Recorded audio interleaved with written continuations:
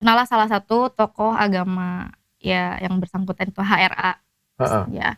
Terus kemudian ya terjadilah sesuatu hal yang tidak diinginkan. Pelecehan gitu. Oke, dan katanya korbannya banyak. Kalau yang udah ngehubungin Cory sih lebih dari 10 ya. Wow. Cory, kamu gak mau peluk saya? Dia ngomong gitu. Akhirnya dia beranjak dari kursinya, dia nyium kening aku terus direbahin. Ya, akhirnya ya udah terjadi dan ya aku nge-freeze aja udah. Tiba-tiba kelar. Itu sesi paling penting loh padahal. Ya, Kok cepet banget ceritanya. Masa Kamu kan punya suami, kamu punya anak. Kenapa kamu mau melakukan hubungan itu dengan Habib tersebut? Ya karena pertama diiming-imingi. Diiming-iming mau dinikahin sama modal usaha. Pertama itu. Itu perselingkuhan pertama kamu selama pernikahan? Iyalah. Kecewa juga ya mantan lakiku. Karena dia kan mengagumi sosok Habib-Habib itu. Apa yang buat kamu sedih? Itu yang sangat memberatkan. Aku ini udah dicap sama keluarga besarnya aku tuh seorang penjina gitu.